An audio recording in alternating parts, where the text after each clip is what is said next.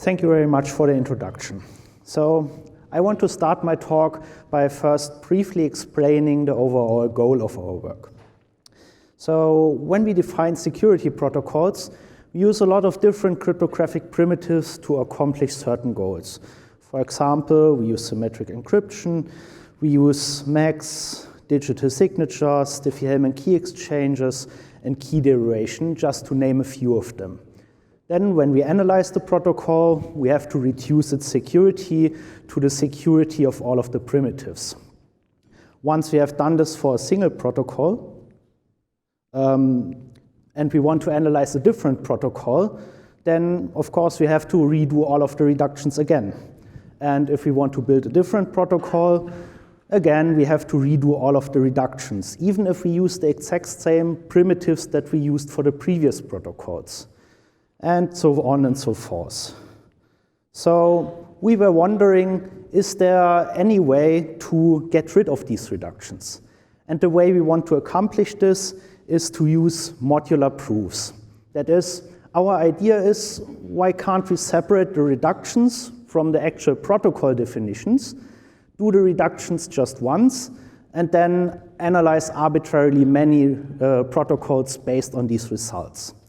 And modular proofs are provided by universal composability models, which is what we used for our approach. So I want to briefly explain what universal composability models are, and then explain our approach in more detail. In such models, we use simulatability to define security. That is, we are always talking about two different protocols. One of them is the real protocol, which we want to analyze and finally prove secure. The other protocol is called the ideal protocol or ideal functionality. This is essentially a perfect specification of some task. In other words, this ideal protocol is secure by definition. There is no way to attack it.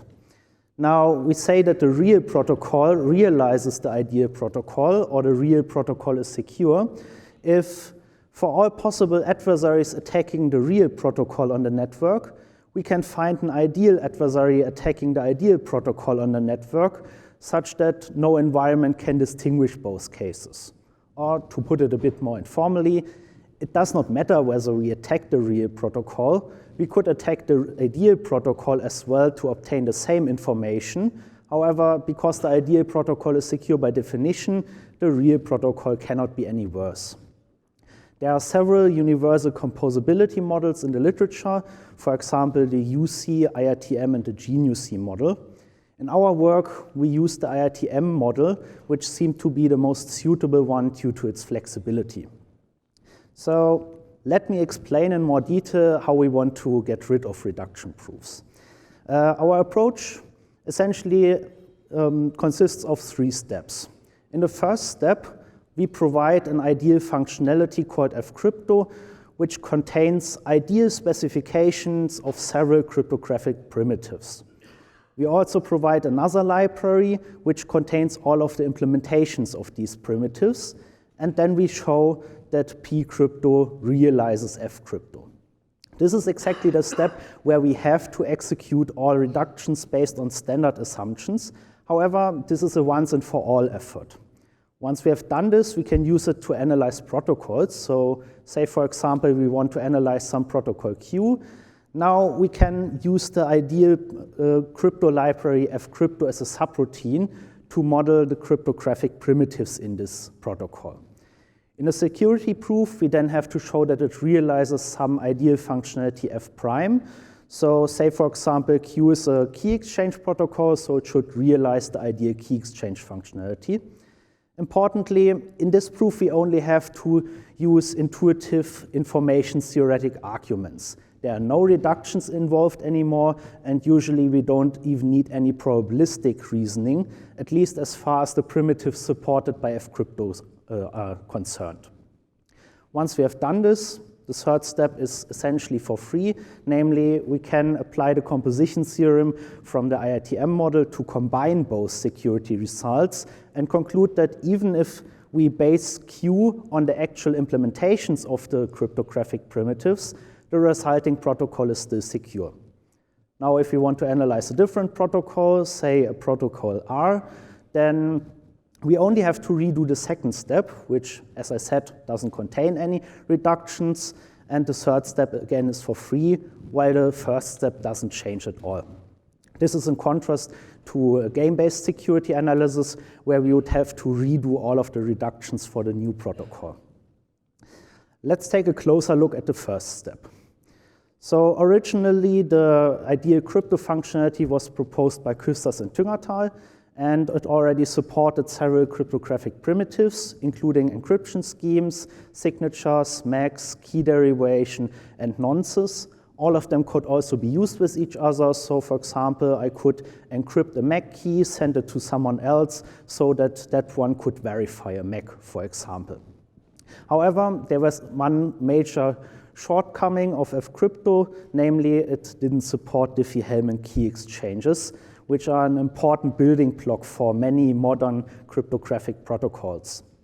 So what we did in our work was that we added support for idealized Diffie-Hellman key exchange based on the decisional Diffie-Hellman assumption. Of course, we also provided a realization for this new library and finally proved that pcrypto indeed realizes fcrypto based on standard assumptions and for well-behaved environments. So providing this first step was one of the major contributions of our work. In the following, I want to give you an intuition of how fcrypto can be used in the second step by giving you some examples of which kind of API calls might occur during a protocol execution and how fcrypto handles these. So suppose we have two honest users, Alice and Bob. They want to execute a protocol together, and they use fcrypto to get access to cryptographic primitives. Now, during the protocol, Alice might decide that she wants to exchange a key with Bob via the Diffie-Hellman key exchange, so she asks fcrypto to generate a new Diffie-Hellman key share. fcrypto responds by providing the public part, G to the A, and a pointer to the secret exponent A, which can then be used to perform various operations. Here it's important to note that Alice really receives the actual bit string G to the A, which she can use to perform computations or to embed it in the message to Bob. It's not like a symbolic analysis where this would just be some abstract term which you cannot really use to do much else. Also, fcrypto provides some security guarantees for these values. On the one hand, it guarantees that no key has already been created from this. On the other hand, it also guarantees that this exponent now is unique to Alice. Only Alice ever gets access to this exponent. It is not possible that any other user, by accident or even on purpose, generates the same exponent.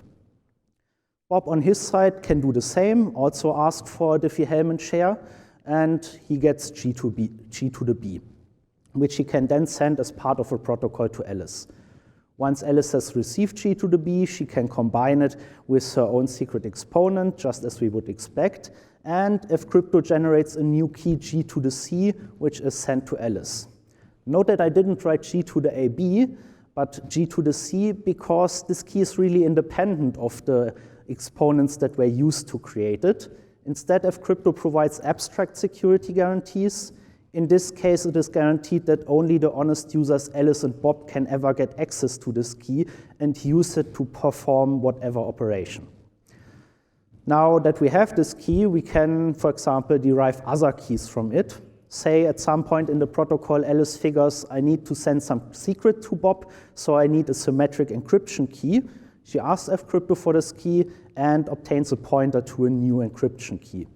In this case, our security guarantee is that no one besides those that already know G to the C can derive the same key. Bob, on his side, once he has received Alice's share G to the A, can execute the same steps, and at the end, he will also have a pointer to the same key in fcrypto. This key can then be used to encrypt messages, so say Alice wants to send some message M. She will obtain a ciphertext by fcrypto. However, instead of directly encrypting the message, fcrypto chooses a random bit string of the same length and encrypts that one. This way, we have the guarantee that even a computationally unbounded adversary tried to attack the ciphertext, the only information that he can receive from the ciphertext by definition is the length of the original message. So once Bobs receives this ciphertext, he can decrypt it and will obtain the original message as we would expect. Note that this is just one example of some of the operations. There are many more. We could have also derived a MAC key. We could have encrypted that MAC key and sent it to Bob. We could have used digital signatures to provide some kind of authentication. Now, I've only talked about honest users using fcrypto, so what about dishonest users or users owning corrupted keys? Fcrypto also models this setting, and it does so by separating the keys into two sets. One of them are the keys owned by honest users. These are the keys where we have security guarantees, and the other keys are those that are corrupted and potentially known to the adversary.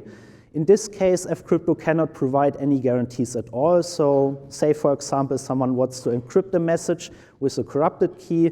In this case, fcrypto just directly outputs the actual encryption just as the implementation pcrypto would do. Again, this is just an example. The same holds also for all of the other primitives supported by fcrypto. This concludes our brief look at the API of fcrypto. In our work, we also took a look at a specific class of protocols that is often analyzed in the second step. Namely, we looked at key exchange protocols and the ideal key exchange functionality. So traditional formulations of the key exchange functionality work roughly as follows. We have this functionality which can be accessed by some users to perform a key exchange, and at the end, the key exchange functionality just directly outputs the key in the form of some bit string to the users. They can then use this bit string as a key for some cryptographic primitive in a protocol execution. However, this means that if we analyze this protocol, again, we would have to do reduction proofs, which is exactly what we wanted to prevent in our approach. It would be much nicer if we also could have used this key ideally, similar to what was possible with fcrypto. So what we did in our work is provide a new definition of an ideal key exchange functionality. This functionality has a copy of fcrypto built in, and instead of outputting a key, both users get access to the same key within fcrypto that can then be used ideally to execute a protocol. Now, if we prove the protocol to be secure, so for example, say we wanted to build a secure channel based on the key exchange, then again, we only need information theoretic arguments for all the primitives that are keyed with this key. We don't have to do any reductions anymore. Once we have done this, we can apply the composition theorem to first replace the key exchange functionality with its implementation, and we can iterate this to also replace the fcrypto library with its implementation, yielding a real protocol which is still secure. We illustrated the usefulness of our approach by analyzing several Diffie-Hellman key exchange protocols from the literature. Namely, we looked at one of the protocols of the ISO 9798 family. We analyzed one version of a Sigma protocol, and we looked at the non-static mode of OPTLS. In all of these cases, this was the first faithful analysis in a universal composability model. In case of OPTLS, we tried to prove security. However, the proof didn't go through. So we looked at the original game-based security proof, and we found a flaw. Namely, the original game-based proof used the decisional Diffie-Hellman assumption. However, we noticed that this assumption is indeed not sufficient to prove security of this protocol. So what we did, since fcrypto is based on the decisional Diffie-Hellman assumption, we analyzed a slight variant of the protocol and then showed for this variation that it is indeed sufficient to assume to use the decisional Diffie-Hellman assumption to show the security. To conclude my talk, we did indeed succeed in our goal of eliminating reduction proofs, at least as far as the primitives supported by fcrypto go. Our approach is highly modular. This was also already illustrated by, for example, the ideal key exchange functionality, which can be reused to build higher level protocols on top of it, and then we can combine security results via the composition theorem. And we have very strong universally composable security guarantees. That is, we know that our protocols stay secure no matter in which context they run, because we analyze them for arbitrary environments that try to attack them. In our paper, we also discussed the differences between our approach and other approaches, such as game-based security analysis, symbolic analysis, or implementation-based analysis, such as the one we already saw yesterday in the TLS session. In future work, we want to implement further Diffie-Hellman assumptions. Why this is, again, quite some work. And this is once and for all effort. As I've shown you, we have to do this a single time, and then we can use it to analyze arbitrarily many protocols based on it. It would also be interesting to look at, to see whether current tools for automating proofs can benefit from our approach. And of course, we want to apply it to analyze further protocols. Thank you very much for your attention.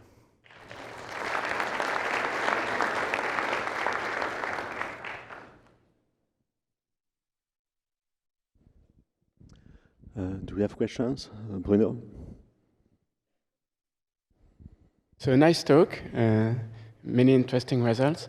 I have a question about the compromise. So do you consider dynamic compromise or just static compromise? So it depends a bit on the primitive. In case of signatures or MACs, we consider full dynamic corruption. In case of encryption, because we replace the encryption with these random bit strings, we have to tone this a bit more down. So instead of full dynamic corruption, we say that a key may be corrupted at any time before it is used for the first time. Once it has been used, the corruption is essentially static, so the adversary has decided on whether this key should be corrupted or not. Okay, and do you consider the compromise of ephemerals in the Diffie-Hellman exchange? Excuse me? Do you consider the compromise of ephemerals in the Diffie-Hellman exchange? Yeah, we also consider corruption of the Diffie-Hellman exponents, but there we have a similar problem once they have been used to create an ideal key, because we replace this key G to the A with G to the C. Once it has been used to create a key, the corruption status cannot change anymore. Thank you. Any other questions? So I have one regarding forward secrecy. So can you tell us how forward secrecy manifests itself in your setting? Is it something that you prove additionally or something that is implicit? Excuse me? I didn't what do you see about, how do you get forward secrecy properties? So using a Diffie-Hellman key exchange, do you get, as compared to what you could do previously with fcrypto, you get forward secrecy, and I'm wondering how it appears in the model. Well, so essentially the idea of forward secrecy is that someone cannot get access to what is done in fcrypto once the users have forgotten the keys. There's no way to access the information, for example, what has been encrypted with some key in fcrypto, because the box is closed. And once the user says, okay, now I will forget my session key because I don't need it anymore, there's also no way for an adversary to later on get back to the contents, because fcrypto doesn't allow the adversary to get access to this information. Okay. But so is it an implicit property of the ideal functionality, or do you have a way to erase secrets, for example? Well, it essentially depends on the modeling of the protocols that we analyze. So the protocols, the case studies that we analyze, we could say, okay, at the end of the session, when the key is used, we will simply forget the key, which we modeled by forgetting the pointer, the access to this key in fcrypto. And then we could argue, because there's no way to access this information anymore, there cannot be any way for an adversary to decrypt any messages, for example, encrypted with the session key later on, because he cannot get access. So it's not inherent to the UC model itself, but it depends on the modeling and uses this, this feature of fcrypto that no one can get access to anything if he doesn't have a pointer to one of the keys. Okay, thanks. So let's thank the speaker again.